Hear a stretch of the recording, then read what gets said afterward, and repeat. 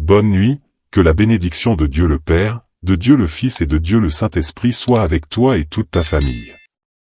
Que Jésus-Christ soit devant nous, derrière nous, à notre droite et à notre gauche, et que le sang de Jésus couvre nos vies et nos familles. Nous déclarons que le Seigneur est aux commandes de toutes choses. Seigneur, nous déclarons de nouveaux commencements, de nouvelles portes ouvertes et une grande santé.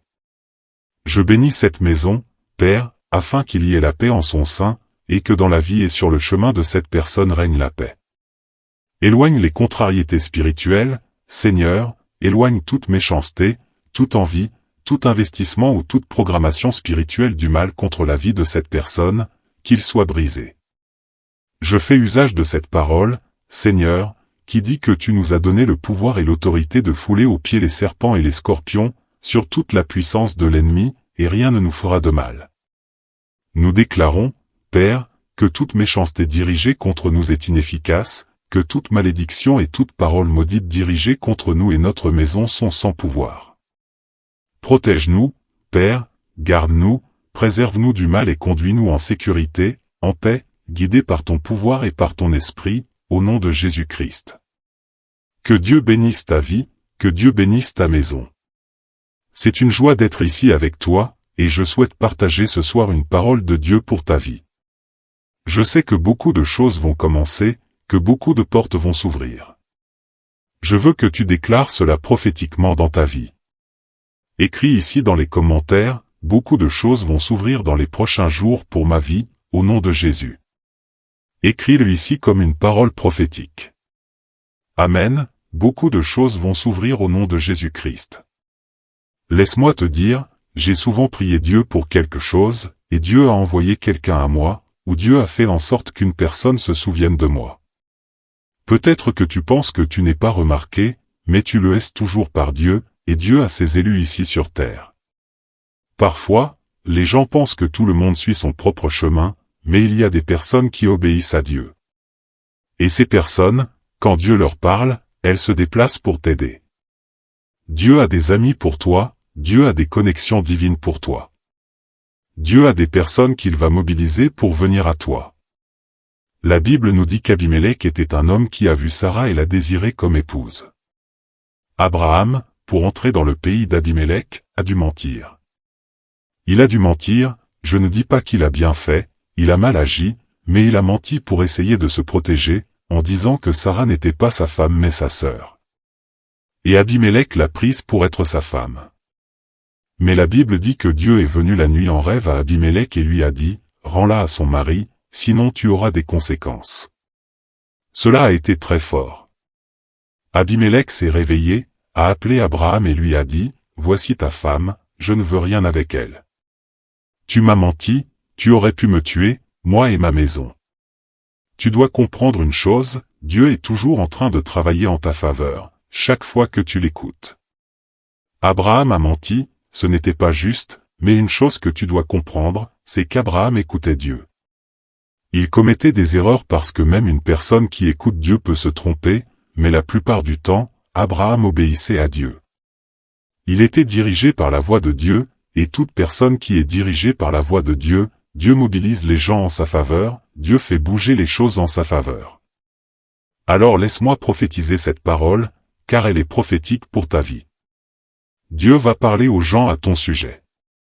Tu te demandes comment est-ce possible, que Dieu a déplacé une personne de si loin pour venir te parler? Parce que Dieu utilise les gens pour nous parler, Dieu utilise les gens aussi pour nous bénir, Dieu utilise les gens pour ouvrir des portes.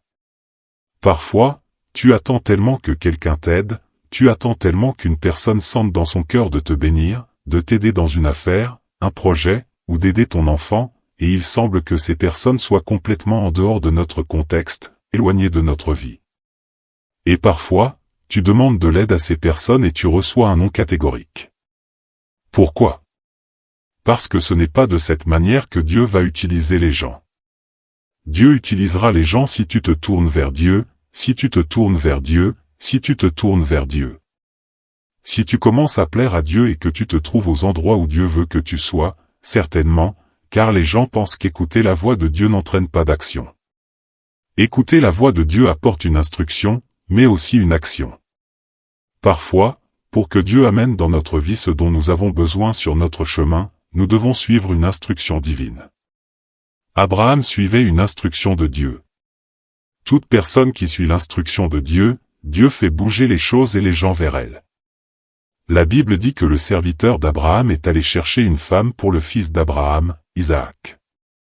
Éliésée, le Damascène, travaillait pour Abraham, et il ne savait pas bien comment il trouverait cette femme. Il ne connaissait que la direction, et le Seigneur l'a fait prospérer sur son chemin car sur son chemin, il a trouvé Rebecca. Sur son chemin, il a trouvé Rebecca. Laisse-moi te dire cela car c'est une parole prophétique pour ta vie. Lorsque tu es sous une parole de Dieu, Dieu place les gens sur ton chemin. Dieu place les gens sur ton chemin. Ne pense pas que Dieu ne peut pas toucher le cœur de quelqu'un pour t'aider. Dieu peut toucher le cœur de quelqu'un pour t'aider. Dieu peut toucher le cœur de quelqu'un pour te servir. Dieu peut toucher le cœur de quelqu'un pour être une bénédiction dans ta vie, pour être un canal de bénédiction. Je suis certain que Dieu a déjà utilisé des gens, et en fait, des gens qui étaient en réunion, souvent avec des personnes qui pouvaient d'une manière ou d'une autre m'aider dans mon destin. Et ces personnes, lors d'une réunion, dans une conversation informelle, ont dit, « Je me suis souvenu de quelqu'un qui peut t'aider dans cela.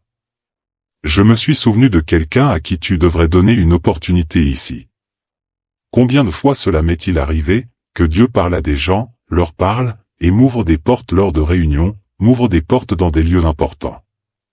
Il y a quelques années, cela m'est arrivé, où un de mes amis, un ami qui avait beaucoup d'amis. Je pensais, tu sais, je vivais encore dans le sud. Et cette personne a parlé de moi à une autre personne qui m'a inscrit sur une liste très sélecte d'un événement super important qui a eu lieu il y a quelques années. J'étais l'une des 100 personnes choisies pour participer à un grand événement. Laisse-moi te dire, Dieu nous surprend. Quand il veut t'honorer, il parle aux gens. Quand Dieu veut t'aider, il parle aux gens.